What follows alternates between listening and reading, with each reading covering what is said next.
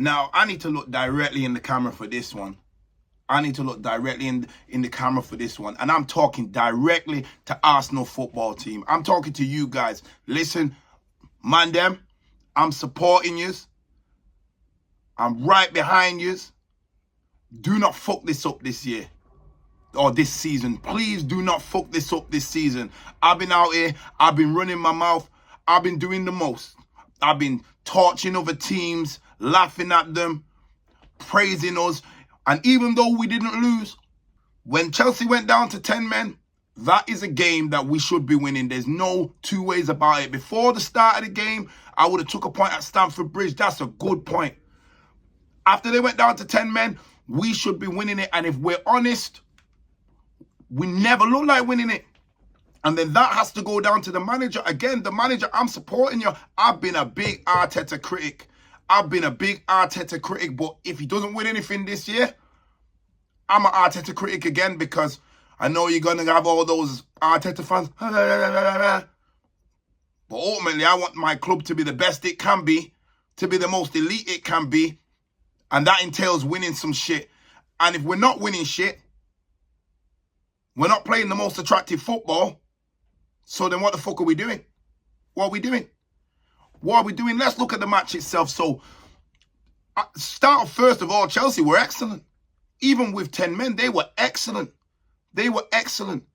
11 v 11, who knows what would have happened, but they were definitely in the ascendancy. We were real slow, we were sluggish.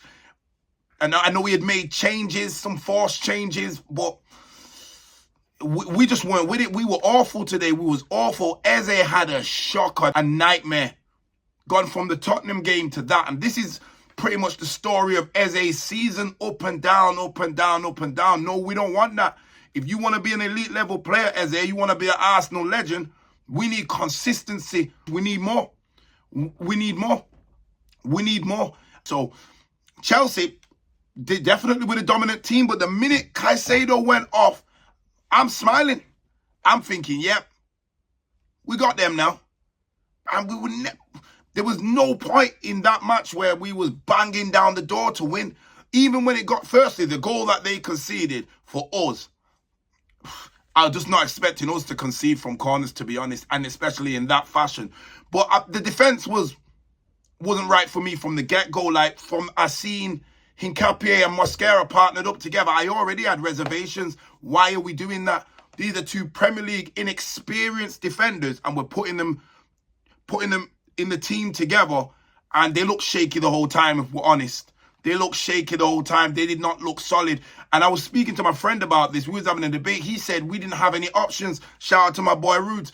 He said we didn't have any options, but we did. We got Calafiori, who is a centre-back. We got Ben White, who we bought as a centre-back. Both with Premier League experience. Would have been better off playing at least one of those with the other one, but you can't play those two on their own, and it showed. You cannot play both of those two on its own. In fact, we'd have been better off moving Calafiori, because then you can move Lewis Skelly into the full-back position. But they score anyway. We do well, because we weren't really up to much. We do well to get a goal back. So I'm thinking, right now, we got the goal back. We got the bit between our teeth. We're going to go and slaughter these guys. Oh, no. Was I wrong? That did not happen. That did not happen one bit. And it was a bit confusing to me, because over the years, even when we've been rubbish, we've always been an attacking team.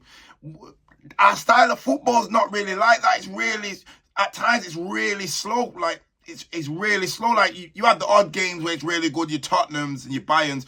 But on the whole, look at the Sunderland match. This reminded me of the Sunderland matches. It's really slow, the build-up. Like, that ball should have been constantly in the box.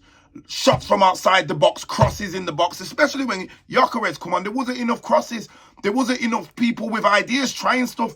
Now we talk about Odegaard. My friend said to me, I'm not a big Odegaard fan, I'll be honest. I think he doesn't do too much. Takes way too many touches of the ball, slows it down for me. But my friend said he controls it. We needed him for control. I don't care about control. You're an attacking midfield. I care about you now creating or scoring. And he did nothing, but he took 7 million touches. Takes 7 million touches before he figures out that he's going to pass the ball 5 yards. The fuck is that about? What is that about? So, yeah, for me, Nah, I'm not really good for that. I'm not going for that one. That's a bad result. And yeah, like I said, we just weren't there. Like, we just weren't aggressive. There was never a time. Even with 10 men, Chelsea was giving us trouble. I have to say that even with 10 men, Chelsea were giving us trouble. And this is where it starts to fall on the manager and our style of play. Because I'll tell you this, now, you're not doing this to us again. We've suffered for too long. We've got the personnel now. We've got the players now. So there's no excuses. Everything you want is there. So at the end of the year, if we do not win a major, we have to blame the manager. And if he's had time, we didn't give anybody else time. We didn't give Emery time. So why are we going to give him more time to spend more money and not win anything when we could probably get someone in to do it? I'm not Arteta out at the minute. And I'm not negative at the minute, but we've been here before. We've been here before. But like I said, we've just had that run in.